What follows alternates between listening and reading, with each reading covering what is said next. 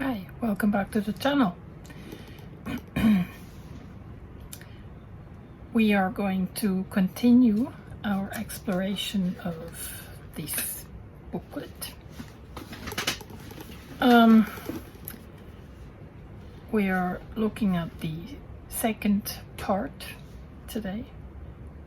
It's entitled Faith, Aspiration and Surrender. I prepared 3 excerpts for you that I'm going to read out and comment on.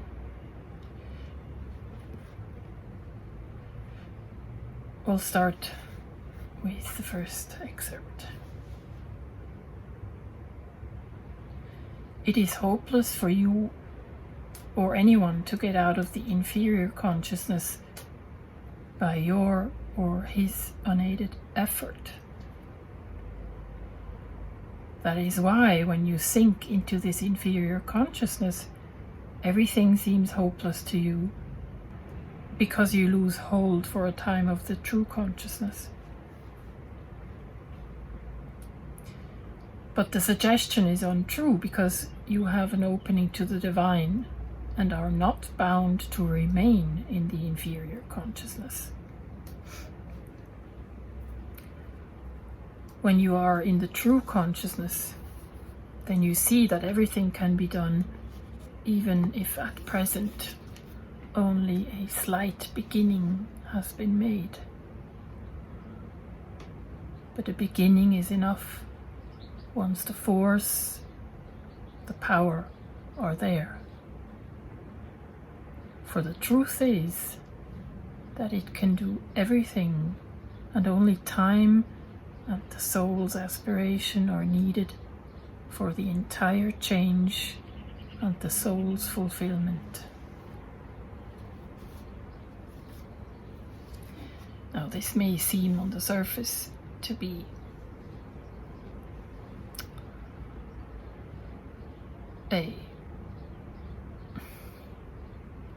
almost a no-brainer. But when you look at it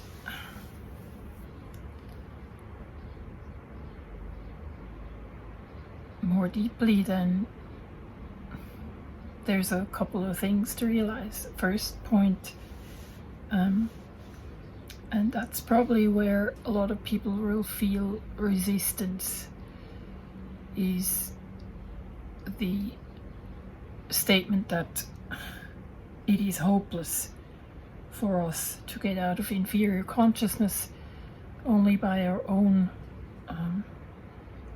unaided effort. We feel resistance to that statement when we are coming from a place of ego or ego consciousness. The ego is what creates the resistance. It seeks to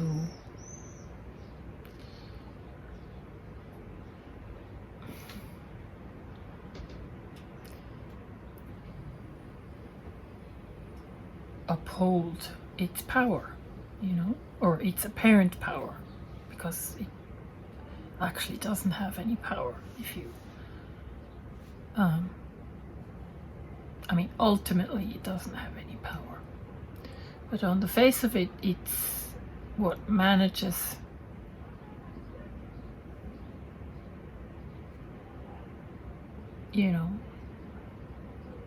what seems to manage and sort of structure your existence. So one of the first realizations is that from that kind of place, coming from the place of ego consciousness, there is no chance for attaining a sort of higher consciousness.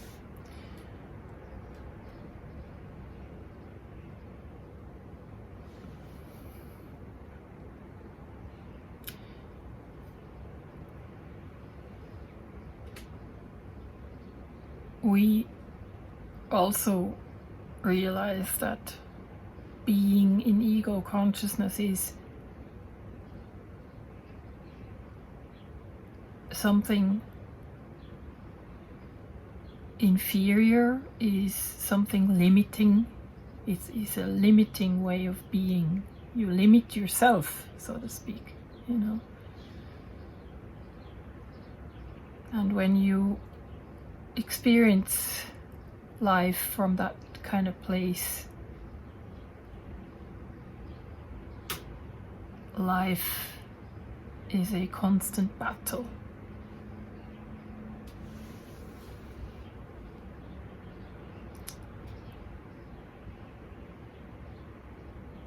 The very nature of the ego is to be on guard and to be ready to fight at any moment, to strike back when there's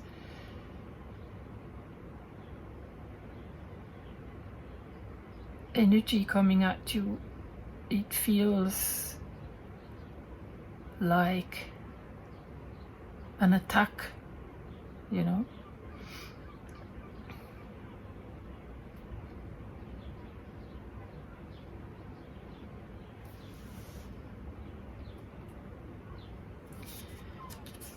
Conversely, when you are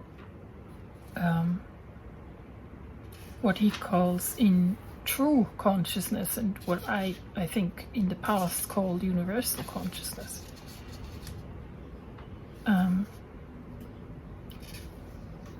there are no limits, and there is fearlessness, because there is no longer this notion of something limited that needs to be defended, you know. There is no longer this need to defend. There is no longer this duality between you, something solid, and I, something solid, and those two butting heads.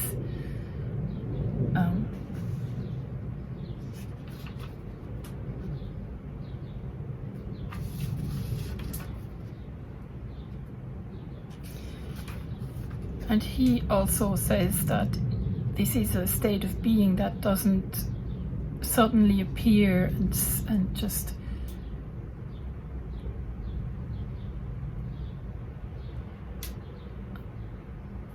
engulf you and become your reality, you know. It's mostly what happens, I feel, is that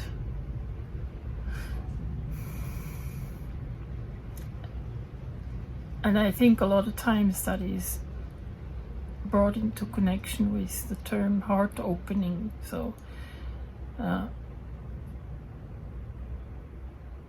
lot of times something seemingly bad happens. So, for example,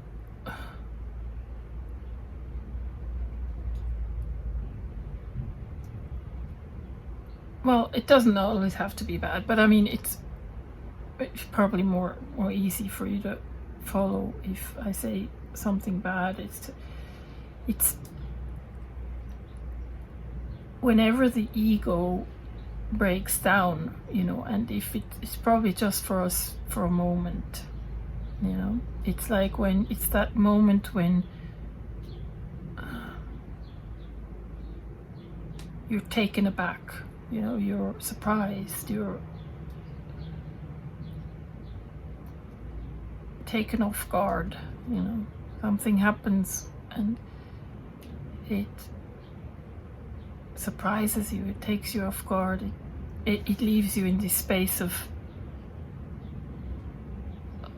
almost a void, you know. It's like this, the ego loses its grip for a brief moment in time.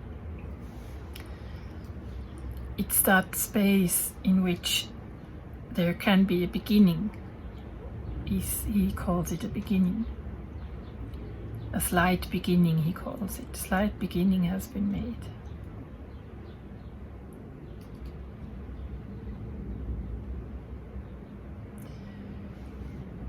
And that beginning is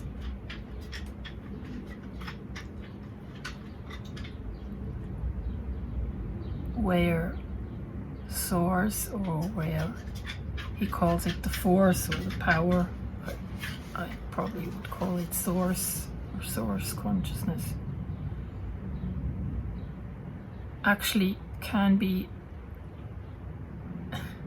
present, you know, in our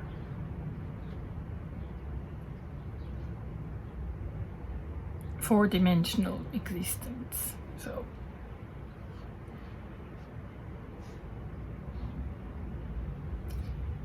and even though the ego will come back, you know, sooner rather than later, taking up its arms again to defend itself against that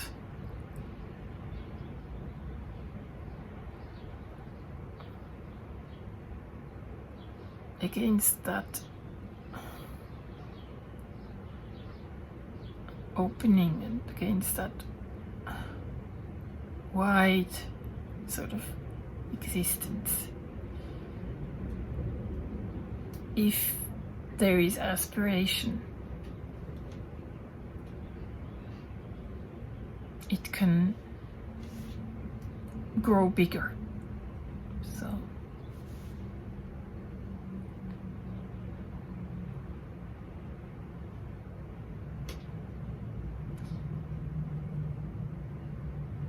and I feel he's right in saying that it takes time, you know. I think it's something that will need to happen to you repeatedly, and our language has inherent paradoxes. When I say it has to happen to you repeatedly, you know, I'm referring to that to that ego consciousness that ultimately doesn't exist. So there's a fundamental difficulty in our language, you know, when talking about these things. But still, I think what happens is, but this will have to happen repeatedly. It's almost like, in order for you to be able to sort of start to relax into that state of being, and into that wider state of being, or that higher type of consciousness, you'll have to have experienced glimpses of it here and there. You know, it's almost like you're getting used to it, and you realize there is no danger in it. Actually, you realize that getting out of this sort of limitation that you constructed for yourself is nothing to be feared.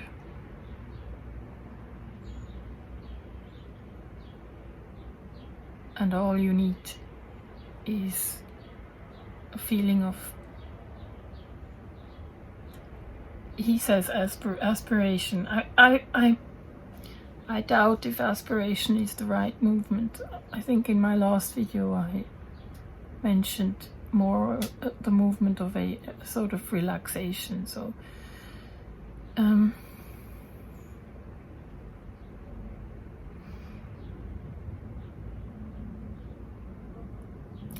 have some silly examples. I'm thinking of a silly example. It's like,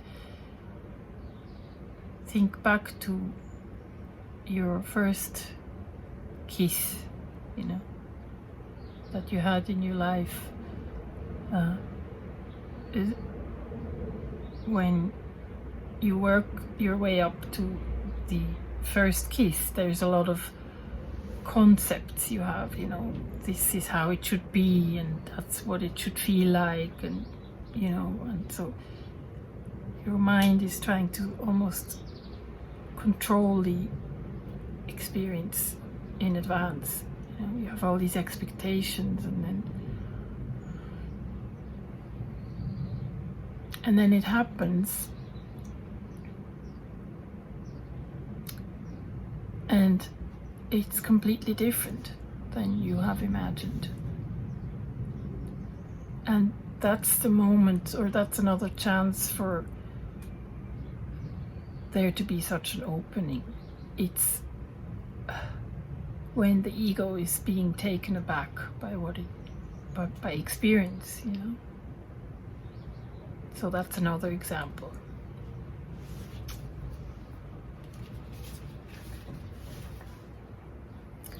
Second excerpt. It is very unwise for anyone to claim prematurely to have possession of the supermind, or even to have a taste of it. The claim is usually accompanied by an outburst of superegoism, some radical blunder of perception, or a gross fall, wrong condition and wrong movement. A certain spiritual humility, a serious, unarrogant look at oneself, and quiet perception of the imperfections of one's present nature, and, instead of self-esteem and self-assertion, a sense of the necessity of exceeding one's present self, not from egoistic ambition, but from an urge towards the divine, would be, it seems to me, for this frail terrestrial and human composition, far better conditions for proceeding towards the supramental change. That was one long hell of a sentence.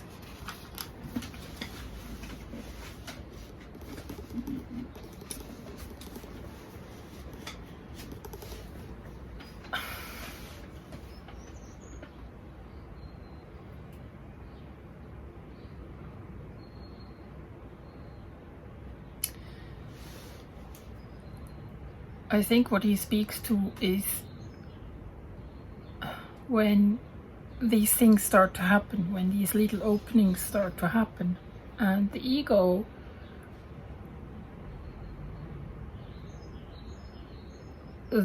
is there with you, so to speak. You know, it realizes that this is happening, and another, or maybe the ultimate grasp of the ego to try and remain in control, is to take that experience of the opening and make it its own.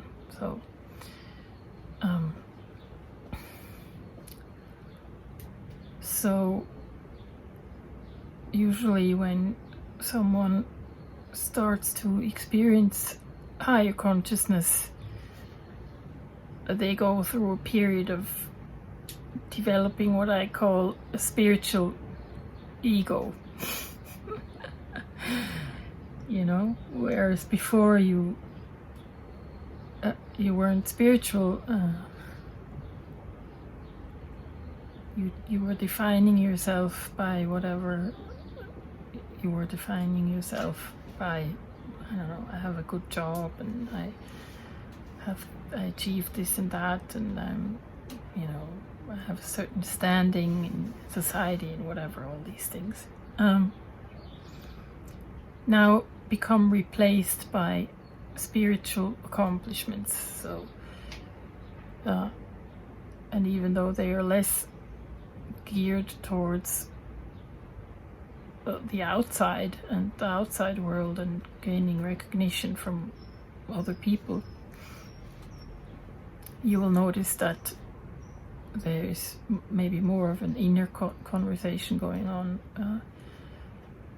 in which you hear things like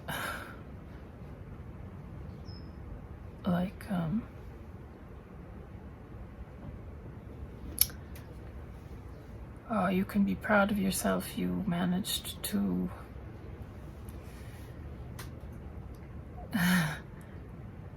stay calm in this, that, or the other situation. You didn't get triggered. Good for you. You know, this really shows that you're advancing. And or maybe you tell yourself, well, I've meditated for 2 hours today. What an accomplishment, you know. So your ego is trying to sort of annex the good experiences that you have and make it their own. Make those experiences its own. So hence if you're not careful, you are developing a spiritual ego, and I mean, you can see that in a lot of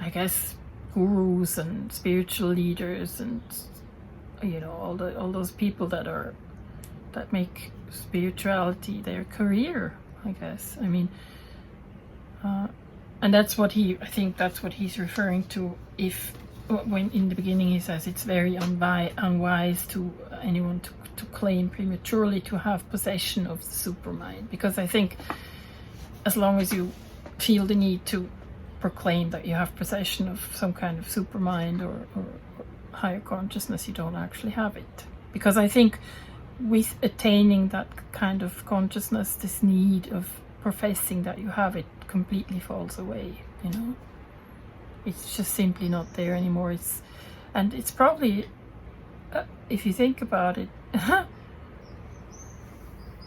it's probably why enlightenment for the whole of humanity takes so goddamn long, is because those who actually become enlightened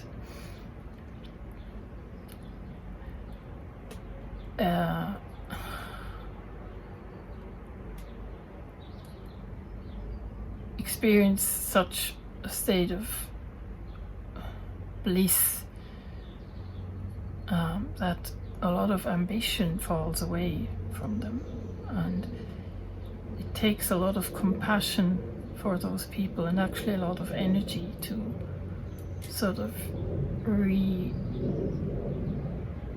recommit to four-dimensional stuff, and recommit to, okay, now I am in this universal consciousness, and now I want to make sure that I can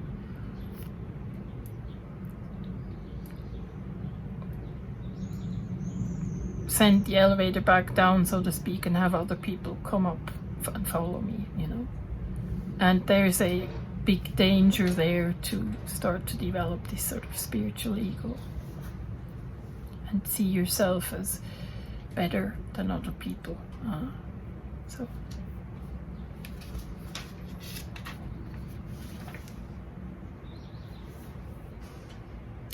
third excerpt. Eliminate egoism in all its forms. Eliminate it from every movement of your consciousness. Develop the cosmic consciousness. Let the egocentric outlook disappear in wideness, impersonality, the sense of the cosmic divine, the perception of universal forces, the realization and understanding of the cosmic manifestation, the play. Find in place of ego the true being, a portion of the divine, issued from the World Mother and an instrument of the manifestation. This sense of being a portion of the divine and an instrument should be free from all pride, sense or claim of ego, or assertion of superiority, demand or desire. For if these elements are there, then it is not the true thing. Yeah, he's just basically, I mean, it's a repetition of what we've been talking about.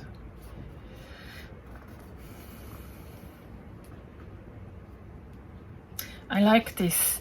I think the most useful descriptor here in this portion of the text is the term the play, And I don't mean the word in the sense of a theater play, but more the overall play of just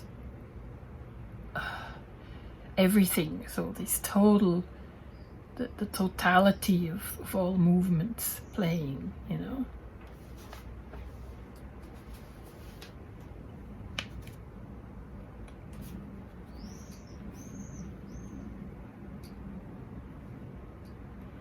And also I like the term a portion of the divine, because a portion is almost like, or the way I understand portion is, it doesn't have fixed boundaries. It's not an entity, you know. This is why I have trouble with the with the term soul, because the term soul points to something almost well, it points to an entity, to a fixed entity, you know. Whereas I feel that the boundaries of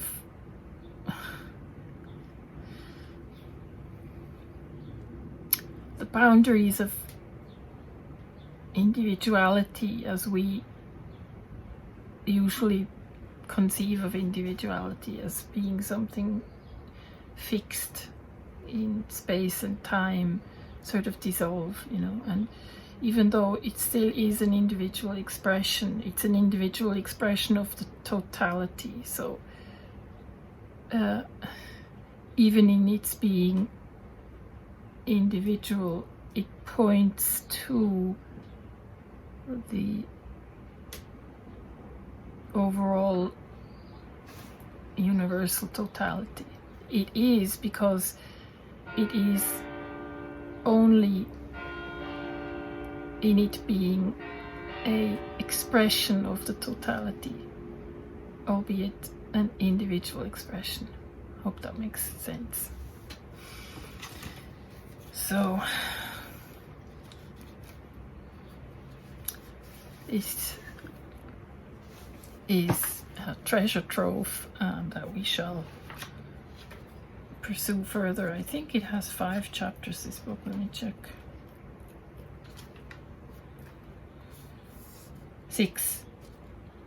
5, sorry. 5. Yeah, and we just did the second one, so we're going to do 3 more parts. Have a good day, and I'll see you next time. Bye.